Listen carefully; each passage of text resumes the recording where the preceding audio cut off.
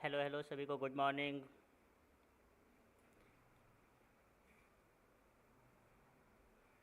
क्या वॉइस जा रही है भाई? अगर कोई देख रहा है तो बता दीजिए जल्दी से और शेयर कर दीजिए, जिससे कि सभी को पता चल जाए कि क्लास स्टार्ट हो गया है। थोड़ा सा डिले हो चुका था।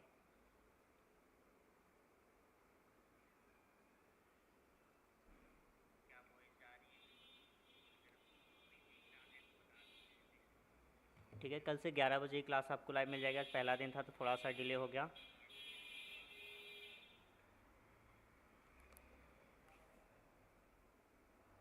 चलिए ठीक है, तो फिर हम स्टार्ट करते क्लास को कि ऑलरेडी हम लोग इतने लेट हो चुके हैं, तो ज़्यादा समय वेस्ट नहीं करते हैं। तो भाई जैसे आप लोगों ने टाइटल देख लिया था कि इंट्रो टू कंप्यूटर है, जिसमें हम एवोल्यूशन, जनरेशन और कंप्यूटर के बारे में जानने वाले हैं पूरा का पूरा। तो आइए स्टार्ट करते हैं अपनी क्लास को। तो ये चैप्टर नंबर 1 है आईडी टूल का। चैप्टर का नाम है आपका इंट्रोडक्शन टू कंप्यूटर, है ना। तो इसी चैप्टर में हम पढ़ने वाले हैं भाई। सबसे पहले हम जानेंगे कंप्यूटर है क्या, कंप्यूटर कहाँ से आया, कैसे आया, क्यों ज़रूरत पड़ी इसकी, है ना।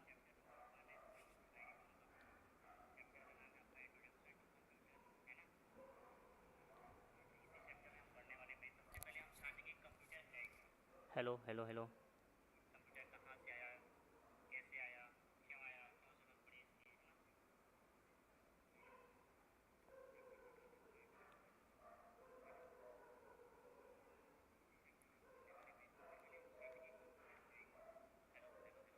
हेलो, वॉइस क्लियर है?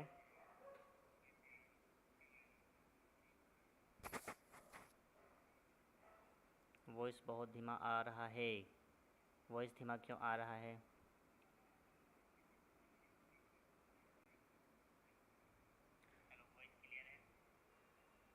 चलिए ठीक है भाई, तो स्टार्ट करते हैं हम लोग क्लास को। तो सबसे पहले हम जानेंगे कंप्यूटर है क्या, कंप्यूटर के डिफिनीसन के बारे में पढ़ेंगे भाई, है ना। तो आइए देखते हैं। तो डिफिनीसन आप देख सकते हैं सामने।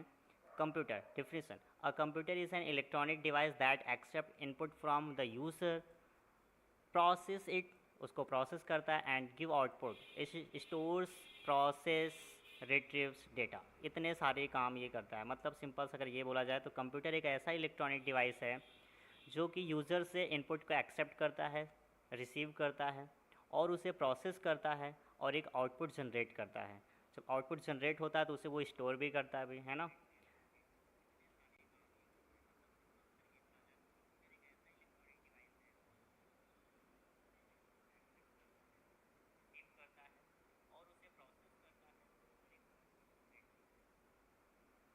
ठीक है।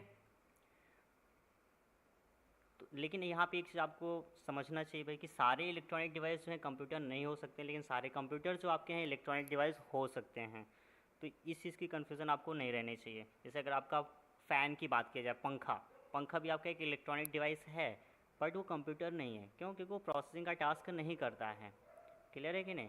तो यहाँ पे आपको इतना कन्फर्म रहना चाहिए कि जो आपके कंप्यूटर्स होते हैं वो इलेक्ट्रॉनिक डिवाइस तो होते हैं, और साथ के साथ आपके बाकी इलेक्ट्रॉनिक डिवाइस भी हैं, बट सारे इलेक्ट्रॉनिक डिवाइस कंप्यूटर नहीं हो सकते। इस चीज़ को ध्यान में रखना है आपको।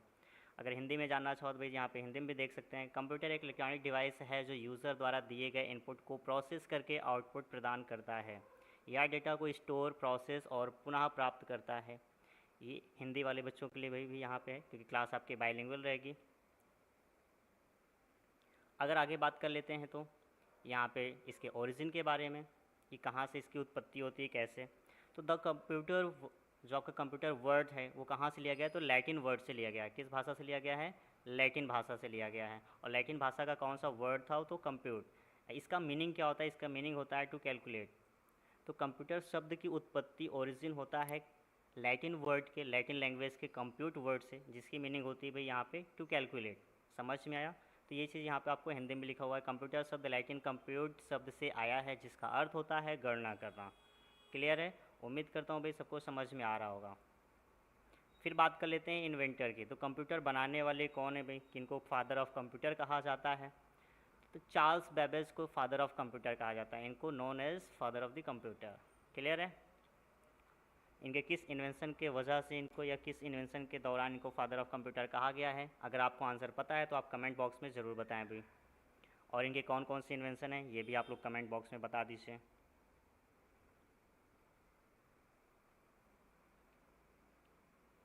फिर आगे हम बढ़ते हैं तो कंप्यूटर के कैरेक्टरिस्टिक्स के बारे में, कंप्यूटर की विशेषताएं जान लेते हैं भाई। सबसे पहला स्पीड, गति।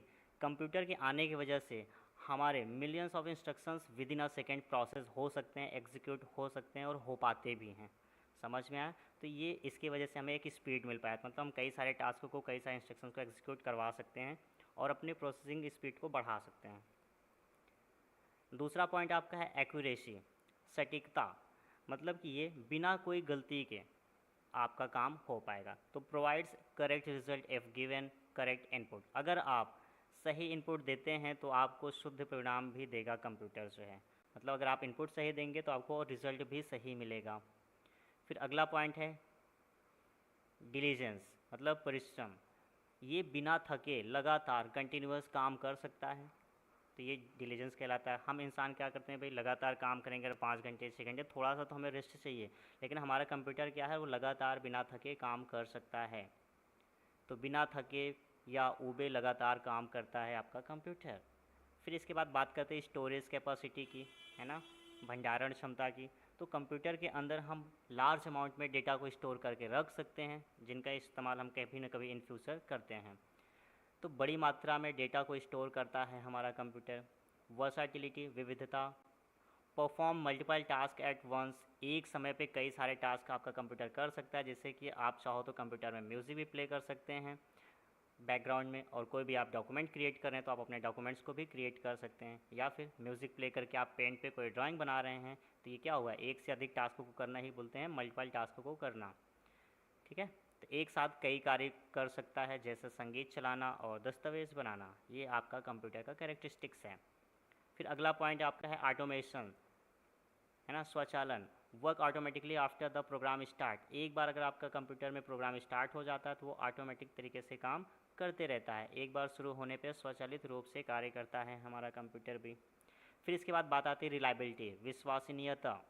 Produces consistent and dependable result. हर बार समान और भरोसेमंद परिणाम देता है, मतलब ये है कि अगर आपने एक बार कोई भी उसको डेटा इनपुट दे दिया है तो उसी के अकॉर्डिंग ये काम करते रहता है। समझ में आया? तो रिलायबल भी होता है और आपको एक सही रिजल्ट प्रोवाइड करता है।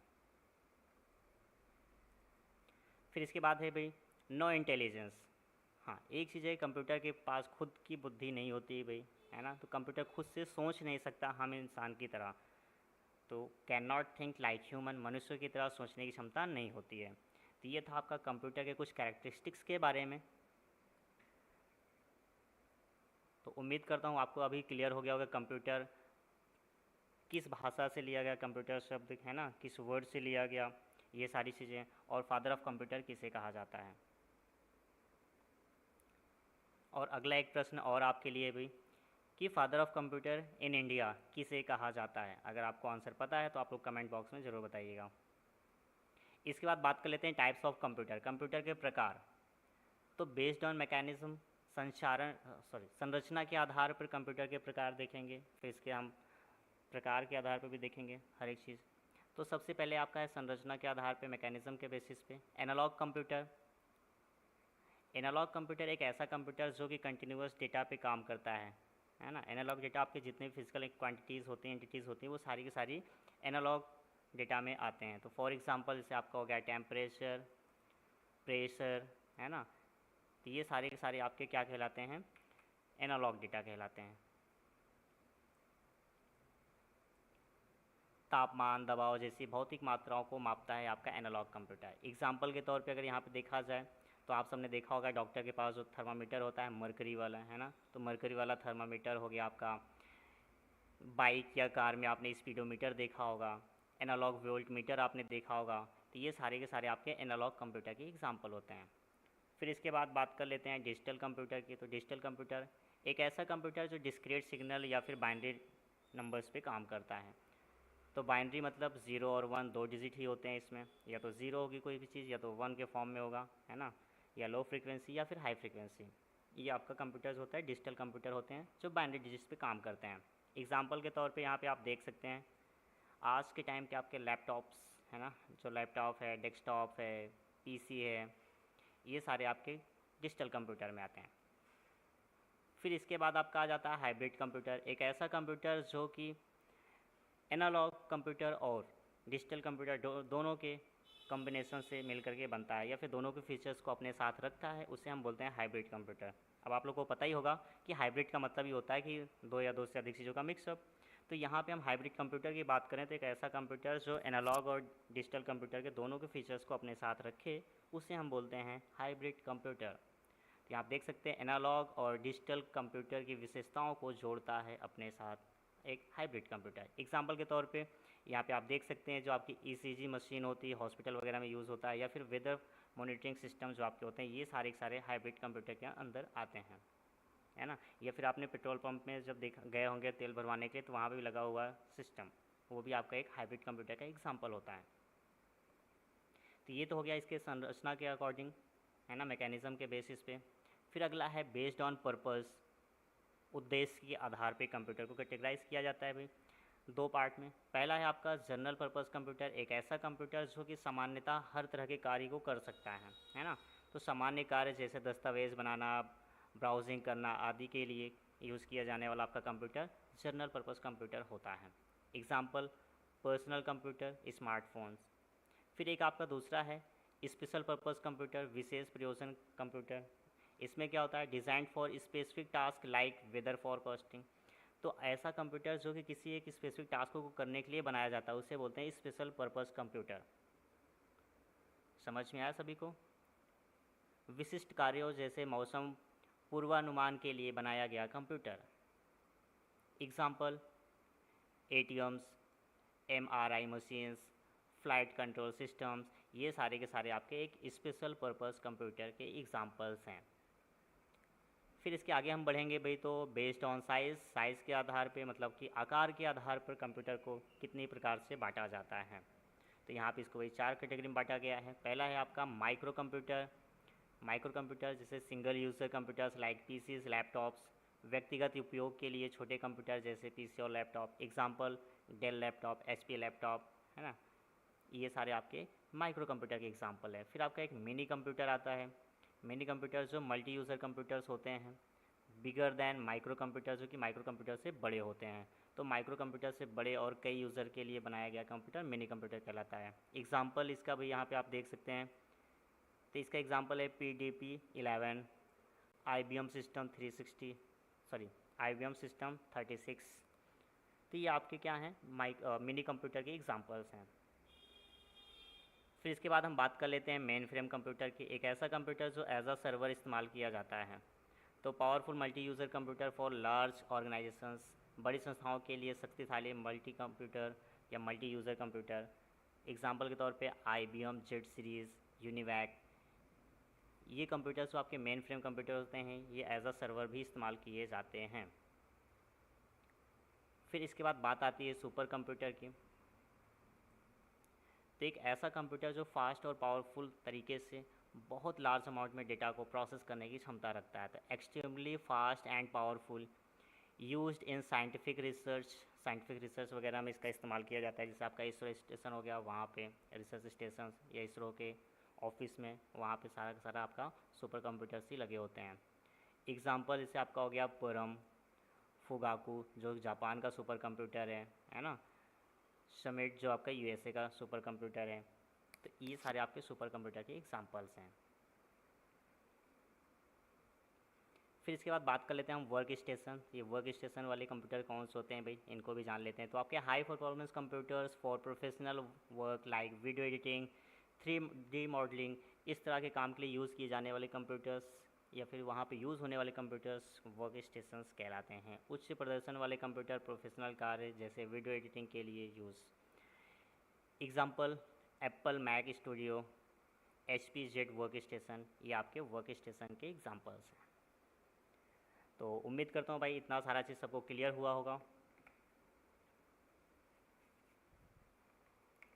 चलिए ठीक है, कोई दिक्कत नहीं। तो आज का फर्स्ट डे था, तो इसी वजह से आपकी क्लासेस लेट हो चुके हैं। और लास्ट में आप लोग को मैं बता दूंगा भाई कि कैसे हम पूरे सिलेबस को कवर अप करने वाले हैं ये आपके क्रैश कोर्स में, ठीक है।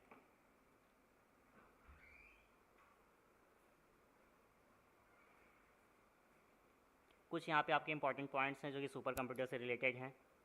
तो जैसे आपका परम 8000 जो है भारत का पहला सुपर कंप्यूटर है ना। वैसे CDC 6600 जो है वर्ल्ड का पहला सुपर कंप्यूटर है, और जो आपका एरावत है वो लेटेस्ट सुपर कंप्यूटर है भारत का। और इसी प्रकार से आपका जो फ्रंटायर है वो लेटेस्ट सुपर कंप्यूटर है दुनिया का, वर्ल्ड का।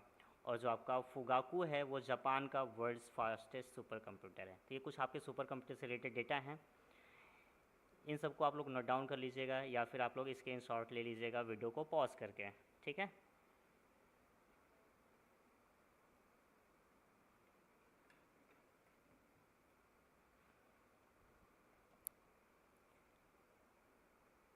चलिए भाई, तो कंप्यूटर लैंग्वेज हम लोग नेक्स्ट क्लास में कवर करेंगे। यहाँ पे पहले हम पढ़ लेते हैं दूसरी चीज़ें। अब ये तो होगी कहानी कंप्यूटर्स की। अब बात आती है भाई ये IT गैजेट्स क्या होते हैं, है ना। तो computer and latest IT gadgets. तो IT गैजेट देखिए कुछ और नहीं बल्कि इस समय पे यूज़ होने वाले स्मॉल डिवाइसेस जिनकी वजह से हमारी लाइफ बहुत ही ज़्यादा आसान और आरामदायक हो चुकी है, जिसमें से हम बहुत तेज़ी से कोई भी चीज़ को प्रोसेस कर सकते हैं, क्विकली कोई भी काम कर सकते हैं। तो उसी को बोला जाता है IT गैजेट्स। तो आप देख सकते हैं computer and IT gadgets are essential in our daily lifes, helping with task like communication. अगर कम्युनिकेशन करना हुआ तो आप इन डिवाइसेस की वजह से कर सकते हैं। कोई भी काम करना हुआ तो कर सकते हैं। एंटरटेनमेंट के लिए भी आप यूज़ कर सकते हैं IT गैजेट्स का। बाकी new gadgets are constantly being introduce, improving functionality and user experience. कई तरह के आपके गैजेट्स जो है इंट्रोड्यूस किए जाते हैं जिससे यूज़र अपने काम को या फिर किसी भी चीज़ को इम्प्रूव तरीके से, अच्छे तरीके से कर सकता है। कई सारे एग्जांपल हैं, आप देख सकते हैं। नए गैजेट्स लगातार पेश किए जा रहे हैं जो कार्यक्षमता और उपयोगकर्ता अनुभव को बेहतर बनाते हैं। ये है आपका IT गैजेट्स का प्रभाव। अब कुछ डिवाइसेस के नाम हैं, आप लोग को पता होगा। Latest IT gadgets, laptop, tablet सब जानते हैं भाई, है ना। तो आपका एक portable device for work, entertainment and education, काम, मनोरंजन और शिक्षा के लिए पोर्टेबल डिवाइसेस आपके लैपटॉप और टैबलेट्स होते हैं। Example MacBook pro, iPad pro, ये आपके लैपटॉप्स और टैबलेट्स के एग्जाम्पल हैं। फिर आपका दूसरा IT गैजेट्स है स्मार्ट वॉचेस। इसके बारे में भी लगभग सभी जानते होंगे भाई। एक आपका wearable devices for fitness tracking, notifications and calls, इन सब के लिए यूज़ किया जाता है। पहनने योग्य डिवाइस जो फिटनेस ट्रैकिंग, नोटिफिकेशन और कॉल के लिए उपयोग होती है। Example Apple watch, Samsung Galaxy watch, ये तरह तरह के आपके एग्जाम्पल्स हैं स्मार्ट वॉचेस के। फिर आपका है VR हेडसेट, ये भी आपका एक IT गैजेट्स है for immersive gaming and experience. अगर आप VR हेडसेट का यूज़ करते हैं तो आप एक अच्छे तरीके से चीज़ों को एक्सपीरियंस कर सकते हैं, है ना। ऐसा लगेगा कि आप वहाँ पर रियली खुद ही इन्वॉल्व हैं उस चीज़ में। तो इमर्सिव गेमिंग और अनुभव के लिए उपयोग किए जाने वाले हेडसेट, इसका भी एग्जांपल है ओक्यूलस क्वेस्ट 3 या फिर PlayStation VR2, ये VR के इसके नाम हैं। फिर आपका wireless earbuds, compact audio devices for music and and hand free calls, संगीत सुनने और हेड्स फ्री कॉल के लिए कॉम्पैक्ट ऑडिबल या ऑडियो डिवाइस, वही जो आज के टाइम पे आप लोग यूज़ कर रहे हैं ईयरबड्स, चाहे आपका एप्पल का एयरपोड्स हो गया या सैमसंग गैलेक्सी का बड्स हो गया, है ना। फिर आपका है smart home devices, automate home function like lightning and security के लिए जो आप यूज़ करते हैं, क्योंकि आज के टाइम पे आप देख होंगे जो लाइट्स भी हैं वो भी स्मार्ट वाली आ चुके हैं, तो उनको कंट्रोल करने के लिए भी डिवाइसेस का यूज़ किया जाता है ना। तो ये सारे आपके क्या हैं स्मार्ट होम डिवाइसेस, ये भी आपका IT गैजेट्स हैं। Example Amazon Echo, Google Nest Hub, ये सारे क्या हैं आपके IT गैजेट्स हैं। The future of IT gadgets, IT gadgets का भविष्य क्या होने वाला है। तो the future of IT gadgets is bright with advancements in AI, IoT and 5G technologies leading to more integrated, efficient and immersive experience। जो आपका IT gadgets का भविष्य भाई बहुत ही ज़्यादा एडवांस्ड होने वाला है, जिसमें AI, IoT, 5G टेक्नोलॉजीज़ इन सब का जब यूज़ करेंगे हम तो कहीं ना कहीं बहुत बढ़िया चीज़ बनने वाली है ना। तो यही चीज़ आपका यहाँ पे बताया गया है। तो आज IT गैजेट्स का भविष्य उज्ज्वल है, जिसमें AI, IoT, 5G प्रौद्योगिकी में विकास हो रहा है जो अधिक एकीकृत प्रभावी और समग्र अनुभव प्रदान करेंगे। इन सब का जब मिला करके एक नया डिवाइस बनाया जाएगा भाई, तो बहुत बढ़िया एक डिवाइस बनेगा जिससे आप एक अच्छा एक्सपीरियंस ले सकते हैं। अगला है आपका इवोल्यूशन ऑफ कंप्यूटर, कंप्यूटर का विकास।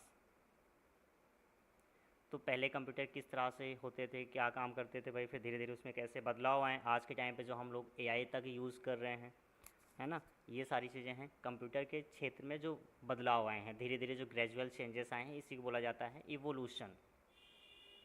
तो the evolution of computer involves examining it's components, speed, efficiency, and overall performance.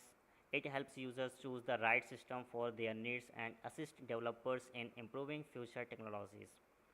जो आपके कंप्यूटर के एवोल्यूशंस हैं, इसकी वजह से हम कंपोनेंट्स को एग्जामिन कर पाते हैं, स्पीड को समझ पाते हैं, उसकी एफिशिएंसी को समझ पाते हैं, कहीं ना कहीं अगर बोला जाए तो उसके ओवरऑल परफॉर्मेंस को हम समझ पाते हैं।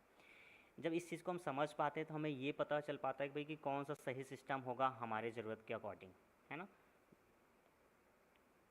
कंप्यूटर का विकास कंप्यूटरों के ऐतिहासिक विकास को दर्शाता है, जिसमें साधारण गणना मशीनों से लेकर आज के आधुनिक डिजिटल उपकरणों तक की यात्रा शामिल है। यह विकास सामान्यतः 5 पीढ़ियों में बांटा गया है।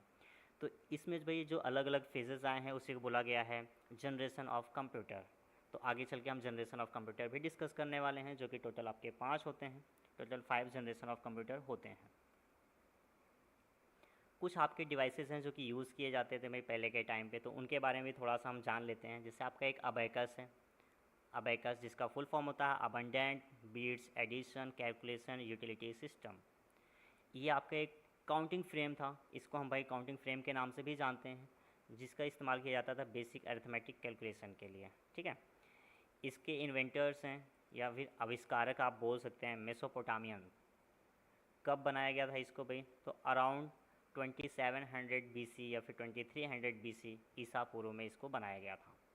और इस चीज़ को, ये अबैकस को वर्ल्ड वाइड प्रेजेंट करने वाला आपका चाइना है। चाइना ने इसको वर्ल्ड वाइड प्रेजेंट किया था लगभग 600 BC के आसपास। तो विश्व स्तर पर इसका उपयोग करने के लिए इसे लगभग 600 ईसा पूर्व में चीन द्वारा प्रस्तुत किया गया था। तो जो हिंदी वाले स्टूडेंट्स हैं भाई, वो हिंदी में भी अपना पढ़ सकते हैं। तो आप लोग का जो दुख दर्द होता है कि सर इंग्लिश में तो आप पढ़ाते हो, हिंदी में क्यों नहीं पढ़ाते हो, तो इस वजह से यहाँ पे क्लासेस आपकी हिंदी और इंग्लिश दोनों भाषाओं में अवेलेबल हैं। क्लियर है। फिर दूसरा आपका डिवाइस है नेपियर बोन्स। ये भी आपका एक ऐसा डिवाइस है जो कि यूज़ किया जाता था बेसिक मल्टीप्लिकेशन एंड डिवीज़न के लिए, जिसमें रॉड्स का यूज़ किया जाता था, है ना। इसके इन्वेंटर्स आपके हैं जॉन नेपियर। इसको बनाने वाले हैं आपके जॉन नेपियर अंकल। कब, 1617 में। तो इसको 1617 में नेपियर बोन्स नामक डिवाइस को क्रिएट किया गया था, जिसके इस्तेमाल से या फिर जिसके हेल्प से हम गुणा और भाग कर सकते थे। अगला आपका डिवाइस है पास्कलिन। तो पास्कलिन आपका एक ऐसा डिवाइस है जिसकी हेल्प से हम भाई एडिशन और सब्ट्रैक्शन कर सकते थे। तो ये आपका एक मैकेनिकल कैलकुलेटर था जिसकी हेल्प से हम जोड़ और घटा सकते थे चीज़ों को, ठीक। इसके आविष्कारक इन्वेंटर्स हैं आपके भाई ब्लेज पास्कल। इस डिवाइस को बनाने वाले व्यक्ति हैं ब्लेज पास्कल। कब बनाया इन्होंने, 1682 में बनाया था। तो भाई ये रहे आपके ब्लेज पास्कल अंकल का डिवाइस, ठीक। लगभग ज़्यादातर जितनी भी डिवाइसेस हैं सब कहीं ना कहीं इन्वेंटर्स के नाम पे ही छुपी हुई हैं। फिर अगला डिवाइस आपका है लीबनिज़ व्हील। लीबनिज़ व्हील क्या भाई, आपका एक ऐसा मैकेनिकल कैलकुलेटर जो कि कैपेबल था मल्टीप्लिकेशन और डिवीज़न के लिए। तो अभी आपने इससे पहले देखा था एक ऐसा मैकेनिकल कैलकुलेटर जो एडिशन और सब्ट्रैक्शन के लिए कैपेबल था। अब यहाँ पे आया लीबनिज़ व्हील, एक ऐसा मैकेनिकल कैलकुलेटर जो कि मल्टीप्लिकेशन और डिवीज़न कर सकता है। इसके इन्वेंटर्स का नाम है भाई गॉटफ्राइड विलियम लीबनिज़। समझ में आया, इनके इन्वेंटर का क्या नाम है, गॉटफ्राइड विल्हेम लाइबनिज़। कब बनाया इन्होंने, 1673 में। तो 1673 में ये आपका लीबनिज़ व्हील नामक डिवाइस को बनाया गया था। और इन्हीं को बोला जाता है father of the binary system. किन्हें, जो आपके गॉटफ्राइड विल्हेम लाइबनिज़ हैं, इनको बोला जाता है father of the binary system. तो इन्हें बाइनरी सिस्टम द्विअधिकारी प्रणाली के जनक के रूप में भी जाना जाता है। इसके बाद अगला डिवाइस आपका है जैक्वार्ड लूम। एक ऐसा automatic weaving machine using punch card to control the weaving pattern. एक ऐसा ऑटोमेटिक वीविंग मशीन जिसमें पंच कार्ड का इस्तेमाल किया जाता है और ये वीविंग पैटर्न को कंट्रोल करता है। यह एक स्वचालित बुनाई मशीन है जो बुनाई पैटर्न को नियंत्रित करने के लिए पंच कार्ड्स का उपयोग करती है। इसके इन्वेंटर का नाम है या फिर आविष्कारक का नाम है जोसेफ मैरी जैकवर्ड। तो जोसेफ मैरी जैकवर्ड ने इस डिवाइस को बनाया था। किस डिवाइस को? जैकवर्ड लूम को। कब बनाया था भाई? तो 1804 में इसको इन्वेंट किया इन्होंने।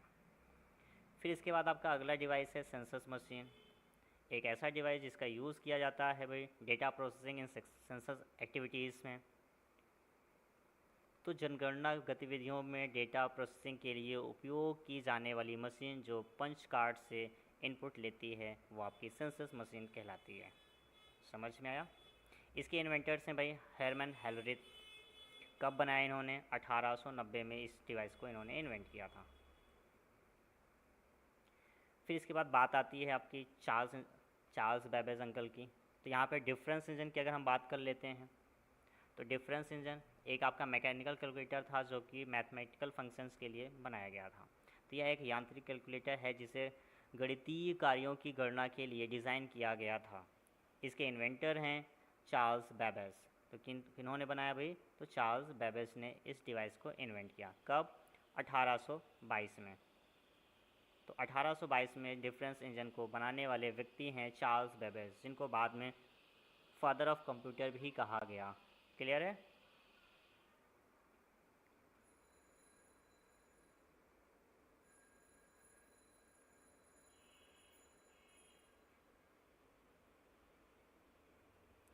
ठीक है भाई। तो hello sir, hello hello hello. अगर आपके डाउट हैं भाई आप लोग अपने डाउट भी पूछ सकते हैं।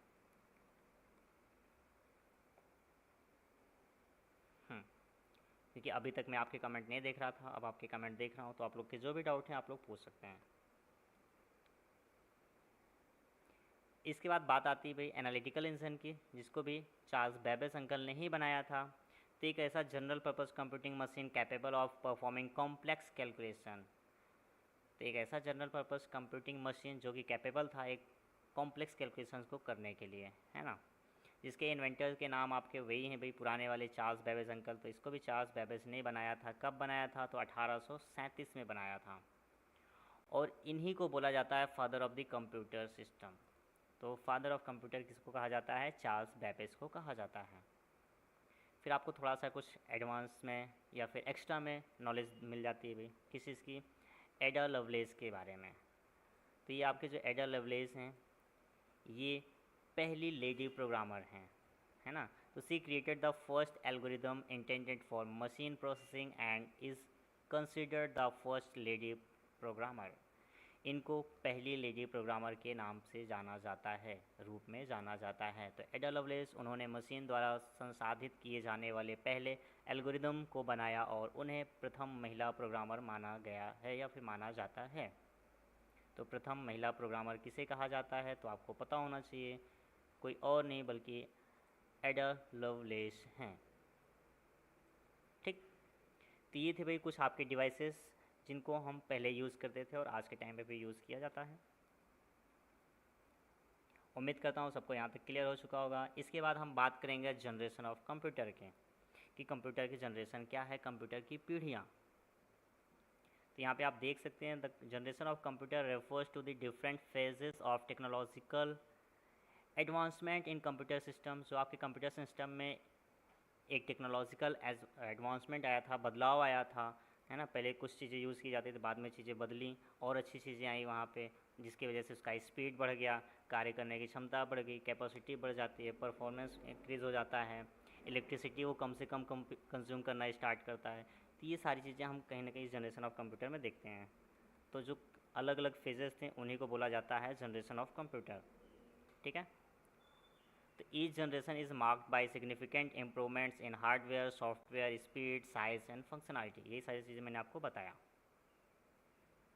कंप्यूटर की पीढ़ियाँ कंप्यूटर तकनीक में समय के साथ हुए प्रमुख विकासों को दर्शाती है।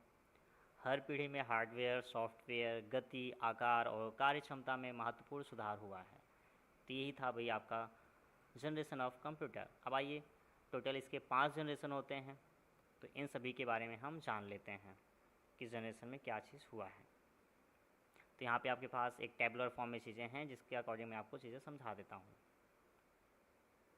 हाँ, तो यहाँ पे हर एक जनरेशन की जो डेट है वो थोड़ा सा फिक्स नहीं रहती, क्योंकि अलग अलग ऑथर्स जो हैं भाई अलग अलग डेट बताते हैं, तो इस चीज़ में आप कंफ्यूज नहीं रहिएगा। बट वहाँ पे क्या क्या कंपोनेंट्स यूज़ होते थे ये सारी चीज़ आपको पता होनी चाहिए। तो जैसे हम बात कर लेते हैं फर्स्ट जनरेशन, तो फर्स्ट जनरेशन में आपका टेक्नोलॉजी के रूप में यूज़ किया जाता था वैक्यूम ट्यूब। किसका इस्तेमाल किया जाता था? वैक्यूम ट्यूब का। तो उस समय पे वैक्यूम ट्यूब का भाई इस्तेमाल किया जाता था। इसके फीचर्स भाई वेरी लार्ज इन साइज़ में बड़े होते थे। स्लो स्पीड बहुत कम होती थी। इलेक्ट्रिसिटी बहुत ज़्यादा कंज्यूम करते थे, मतलब पावर बहुत ज़्यादा कंज्यूम करते थे। तो बहुत बड़ा आकार, धीमी गति, अधिक बिजली की खपत, ये सारे के सारे आपके फर्स्ट जनरेशन के फीचर्स के बारे में है। एग्जाम्पल के तौर पे देखा जाए तो ENIAC और आपका UNIVAC नामक कंप्यूटर्स पहले जनरेशन में यूज़ किए जाते थे। फिर इसके बाद बात कर लेते हैं सेकेंड जनरेशन की। तो सेकेंड जनरेशन जिसमें हम वैक्यूम ट्यूब को रिप्लेस कर देते हैं ट्रांजिस्टर्स की वजह से। तो यहाँ पे वैक्यूम ट्यूब की जगह पे ट्रांजिस्टर्स का यूज़ होना स्टार्ट हो जाता है। इसकी वजह से क्या हुआ कि कंप्यूटर का साइज़ छोटा हो गया, स्मॉलर, फास्टर, प्रोसेसिंग आपकी तेज़ हो गई, मोर रिलायबल, ज़्यादा रिलायबल हो गया, लेस हीट, कम से कम हीट ये प्रोड्यूस करना स्टार्ट करता है। छोटे आकार, तेज़ गति, विश्वसनीय और कम गर्मी उत्पन्न। तो ये था भाई आपका सेकेंड जनरेशन कंप्यूटर के फीचर्स। एग्जाम्पल की बात कर लेते हैं तो IBM के 1401 के सीरीज़ और CDC के 1604 वाले सीरीज़ आपके सेकेंड जनरेशन में यूज़ किए जाते थे। फिर इसके बाद बात कर लेते हैं हम थर्ड जनरेशन की भाई। तो थर्ड जनरेशन में देखो, पहले जनरेशन में वैक्यूम ट्यूब का इस्तेमाल किया गया, दूसरे जनरेशन में वैक्यूम ट्यूब को रिप्लेस कर दिया ट्रांजिस्टर ने। अब तीसरे जनरेशन में अगर हम आते हैं तो यहाँ पे IC का इस्तेमाल करना स्टार्ट हो जाता है। IC मतलब इंटीग्रेटेड सर्किट्स। तो हम इनका इस्तेमाल करते हैं। इनकी वजह से इसके फीचर्स क्या हो जाते हैं भाई थर्ड जनरेशन वाले कंप्यूटर्स के? Compact, high speed, multitasking possible हो गया इसके वजह से। किसकी वजह से? इंटीग्रेटेड सर्किट की वजह से। जैसे जैसे आप अगले जनरेशन की तरफ बढ़ते जाते हैं वैसे वैसे ही आपके कंप्यूटर का साइज़ छोटा होते जाता है, स्पीड बढ़ते जाती है, मल्टीटास्किंग भी पॉसिबल हो पाई, और साथ के साथ हीट जो ज़्यादा प्रोड्यूस होता था वो कम हो गया, एंड इलेक्ट्रिसिटी कंजम्पशन भी कम हो जाता है। तो ये कहीं ना कहीं फ़ायदे ही हैं हमारे लिए। जहाँ फर्स्ट जनरेशन में वैक्यूम ट्यूब का इस्तेमाल करते थे, बड़े साइज के कंप्यूटर्स होते थे, है ना। सोचो, जस्ट इमेजिन करो आप लोग अगर अभी भी हम फर्स्ट जनरेशन में जी रहे होते तो कंप्यूटर्स को हमें ले चलने के लिए शायद ट्रॉली की ज़रूरत पड़ती, अगर हम कैरी करना चाहते तो। ईज़िली पोर्टेबल तो नहीं था, बट ट्रॉली की ज़रूरत पड़ती। और इलेक्ट्रिसिटी इतना ज़्यादा बेचारे कंज्यूम करते थे तो हीट भी ज़्यादा प्रोड्यूस होता था, तो कूलर उनके लिए भी लगाना पड़ता हमें, है ना। तो कई सारे प्रॉब्लम्स का सामना करना पड़ता है। जस्ट इमेजिन कर सकते हो आप लोग, जो भी फ़ोन आप अपने पॉकेट में रख के घूमते हो, तो उसके लिए आप लोग एकदम बाहुबली वाली स्टाइल में जो है ट्रॉली के साथ खींचते हुए चलते अपने कंप्यूटर को। तो इस वजह से फिर इसके बाद हम पहुंचते हैं फोर्थ जनरेशन में। तो यहाँ पे जैसे हम पहुंचते हैं तो भाई अब वैक्यूम ट्यूब से लेकर के आप ट्रांजिस्टर से लेकर के आईसी मतलब मैं देख रहा हूँ नहीं, इंटीग्रेटेड सर्किट, उसके बाद हम पहुँच जाते हैं माइक्रो प्रोसेसर तक। तो भाई फोर्थ जनरेशन में माइक्रो प्रोसेसर का इस्तेमाल होना स्टार्ट हो जाता है। इनके फीचर्स की अगर हम बात कर लेते हैं तो वेरी फास्ट, अफोर्डेबल, पोर्टेबल। अब देखो इन सारे सिस्टम्स को कैरी करना आसान हो चुका था, है ना। GUI बेस्ड ऑपरेटिंग सिस्टम्स, ये सारे फीचर्स इसके अंदर आ जाते हैं। किसके अंदर? फोर्थ जनरेशन के कंप्यूटर के अंदर। बहुत तेज़, है ना, प्रोसेसिंग बहुत फास्ट, सस्ता, कम पैसे लगते हैं भाई। पोर्टेबल मतलब आप आसानी से कैरी कर सकते हो। ग्राफिकल यूज़र इंटरफेस आधारित सिस्टम्स आ चुके हैं फोर्थ जनरेशन के वजह से। एग्जाम्पल इंटेल 4004 या फिर मॉडर्न PCs, ये सारे के सारे आपके फोर्थ जनरेशन के कंप्यूटर्स हैं। अच्छा, यहाँ पे एक चीज़ और भी एक प्रश्न बनता है कि भाई पर्सनल कंप्यूटर का उदय, पर्सनल कंप्यूटर का राइज किस जनरेशन में देखा जाता है? तो अगर किसी को पता है तो कमेंट बॉक्स में आंसर ज़रूर बता देगा भाई, ठीक है। और साथ के साथ अभी मैंने कुछ क्वेश्चंस और भी पूछे थे आपसे, उम्मीद करता हूँ उसका जवाब तो आप अभी तक मैंने आप लोग को दे दिया है। मैंने पूछा था कि father of computer Charles Babbage को कहा जाता है, उनके किस इन्वेंशन की वजह से कहा जाता है, तो अभी थोड़ी देर पहले हमने पढ़ा कि वो उन्होंने जब एनालिटिकल इंजन बनाया था तो उसी दौरान उनको फादर ऑफ कंप्यूटर कहा गया था। ठीक, और उनके दूसरे इन्वेंशन के बारे में मैंने पूछा था, वो भी मैंने आपको बता दिया है कि उनका दूसरा इन्वेंशन था डिफरेंस इंजन। ठीक, तो मैंने आपके दोनों क्वेश्चन जो पूछे थे उसके जवाब अब तक आप लोग को मिल गए हैं। अब तीसरा क्वेश्चन हमारा ये है कि किस जनरेशन में पर्सनल कंप्यूटर का उदय देखा गया, rise of personal computer in which generation. तो जिसको भी आंसर पता होगा कमेंट बॉक्स में बता दिएगा भाई, जो सबसे पहले आंसर देगा उसका कमेंट पिन किया जाएगा। तो हम पहुंचते हैं भाई फिफ्थ जनरेशन की तरफ।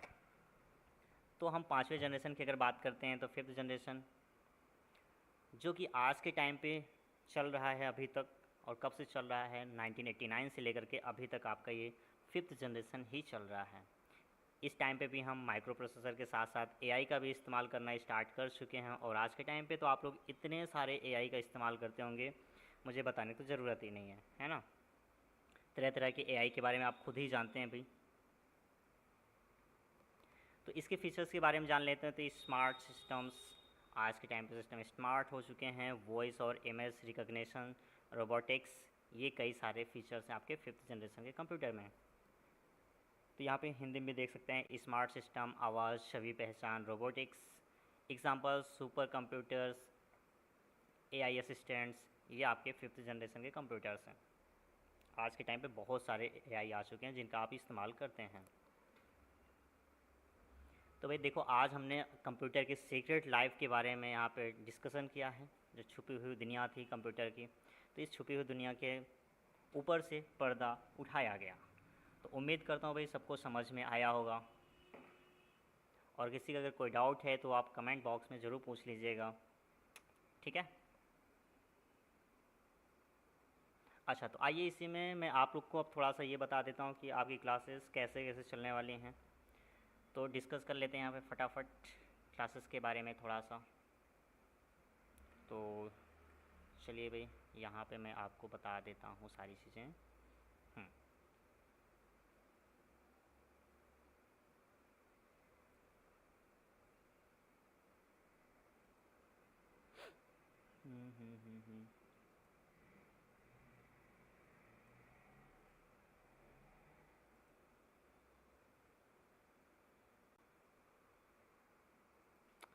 पेंसिल ढूंढ रहा था मैं, पेंसिल मेरी नहीं है, चलो ठीक है।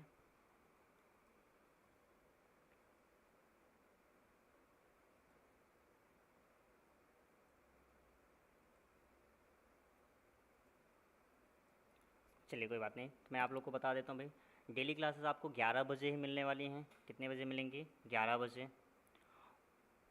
1 घंटे की आपकी क्लास चलेगी 11 बजे से 12 बजे तक, और हर दिन हम नए टॉपिक पे डिस्कशन करेंगे, और हर दिन आप कुछ ना कुछ नया सीखने वाले हैं। क्लियर है? अब आपको लग रहा होगा सर एग्ज़ाम तो हमारा 1 महीने बाद है, समय हमारे पास बहुत ही कम है और सिलेबस बहुत बड़ा है ना। तो आप लोग को मैं ये बता दे रहा हूँ भाई कि आप लोग इस चीज़ से बिल्कुल भी चिंता ना करें इस चीज़ को लेकर के कि सर सिलेबस बहुत बड़ा है और समय हमारे पास बहुत कम है, तो कैसे चीज़ें कंप्लीट हो पाएंगी, क्या हो पाएंगी कि भी नहीं हो पाएंगी। तो इस सब की चिंता आप छोड़ दीजिए, और इन सबको छोड़ने के बाद आपको क्या करना है, सिर्फ़ और सिर्फ पढ़ाई करना है। जैसे जैसे आपको टीचर पढ़ा रहे हैं वैसे वैसे आपको पढ़ते जाना भी चीज़ें, और साथ में रिवीजन करते जाना है। ऑलरेडी आपने सारी चीज़ें पढ़ रखी हैं, बस यहाँ पे आपको मेहनत थोड़ी सी करनी कि रिवीजन खुद से तो आप रिवीजन करते रहें, मुझे पता है, इस वजह से आपको यहाँ पे रिवीजन करवाया जाएगा। तो हम यहाँ पे सबसे पहले तो सारे चैप्टर्स के कॉन्सेप्ट क्लियर करेंगे, थ्योरेटिकल पूरा एकदम बेसिक से लेकर के एडवांस तक, जीरो टू हीरो, ठीक है। हाँ, कोशिश रहेगी कि आपका पूरा पूरा चैप्टर, हर एक चैप्टर 2 से 3 दिन में कवर हो जाएगा। और ये मैं आपको बता दे रहा हूँ कि टोटल जो आईटी टूल्स का सिलेबस है हम विदिन 29 डेज़ कंप्लीट कर लेंगे, क्योंकि ऑलरेडी पूरा का पूरा स्ट्रेटजी मैंने बना रखा है। तो 29 डेज़ में आपका पूरा का पूरा आईटी टूल का सिलेबस कंप्लीट हो जाएगा विद प्रैक्टिस। तो सबसे पहले हम थ्योरेटिकल कॉन्सेप्ट क्लियर करेंगे, उसके बाद हम प्रैक्टिस भी करेंगे, और कुछ आपके लिए सरप्राइज़ भी रहेगा, वो तो मैं आपको अभी नहीं बता सकता हूँ, बाद में बताएंगे, वो तो आपको बाद में सारी चीज़ें बताई जाएंगी, ठीक है। समझ में आया ना? अगर कोई भी डाउट होता है आप लोग को तो आप लोग कमेंट बॉक्स में पूछ सकते हैं भाई।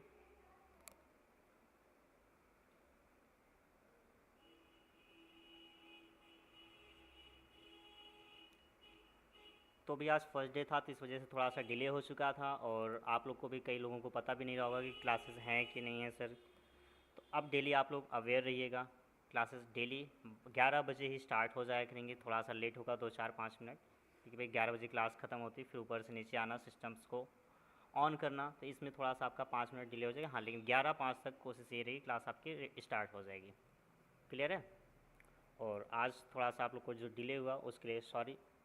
नेक्स्ट टाइम से आप लोग टाइम पे स्टार्ट करेंगे और समय का हम लोग खास तौर पे ध्यान रखेंगे। और क्लासेस कैसे लगी आप लोग कमेंट बॉक्स में ज़रूर बताइएगा। और कुछ अगर आप लोग नया चाहते हैं कि सर आप ये चीज़ भी लेके आओ इस क्लास में, तो आप लोग एक बार ज़रूर बता दीजिएगा कमेंट बॉक्स में, उस पर विचार किया जाएगा। ठीक है? बाकी मैंने आपको बता ही दिया कि 29 डेज़ में हम पूरा कॉन्सेप्ट क्लियर करेंगे, और साथ के साथ लास्ट में हम प्रैक्टिस भी करेंगे, प्रैक्टिस सेट भी सॉल्व करेंगे, जिसमें हर एक चैप्टर्स के क्वेश्चंस होंगे। तो बस आज क्लास यहीं पे ख़त्म करते हैं भाई। सबको ta ta bye bye and good night. दूसरी क्लास आपकी स्टार्ट होगी तो आपको लिंक मिल जाएगा, और चैनल सब्सक्राइब कर लीजिए, तो वहाँ पे आपको नोटिफिकेशन मिल जाया करेंगे जैसे भी कोई क्लास स्टार्ट होगी। क्लियर है? चलिए ठीक है भाई, तो सबको मेरी तरफ से टाटा बाय बाय।